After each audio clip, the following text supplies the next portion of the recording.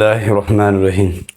ایک بہت بڑا سوال، کیا آپ جانتے ہیں اصلی مسلمان کون ہے؟ وہ جو نماز پڑھتا ہے، یا وہ روزہ رکھتا ہے، یا وہ کی زبان اور ہاتھ سے دوسرے مسلمان محفوظ رہیں؟ حضرت عبداللہ بن عمر رضی اللہ عنہ سے روایت ہے کہ رسول اللہ صلی اللہ علیہ وسلم نے فرمایا، مسلمان وہ ہے جس کی زبان اور ہاتھ سے دوسرے مسلمان محفوظ رہیں، اور مہاجر وہ ہے جو ان چیزوں کو چھوڑ دے جن سے اللہ نے روکا ہے۔ غور کرو، نبی کریم صلی اللہ علیہ وسلم نے یہ نہیں کہا کہ مسلمان وہ ہے جو صرف نماز پڑھتا ہے، بلکہ مسلمان وہ ہے جس کی زبان سے کوئی دکھی نہ ہو، جس کے ہاتھ سے کسی کو تکلیف نہ پہنچے۔ آج کتنے لوگ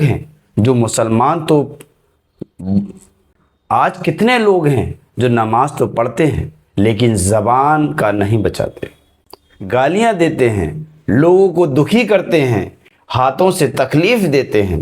اور مہاجر صرف وہ نہیں جو مکہ سے مدینہ آیا، بلکہ مہاجر وہ ہے جو گناہوں سے ہجرت کرے، جو برائیوں سے بھاگے، جو اللہ کی نافرمانی چھوڑ دے۔ آج سے ایک کام کرو، زبان پر قابو رکھو، ہاتھ کو روکو، کسی کو دکھی مت کرو، اور گناہوں سے دور رہو۔ یہی اصلی مسلمان ہے، یہی اصلی مہاجر ہے۔ کیا تمہاری زبان اور ہاتھ دوسروں کے لیے محفوظ ہیں؟ کمنٹ میں بتاؤ۔ حدیث سمجھو سبسکرائب کرو۔ اللہ حافظ۔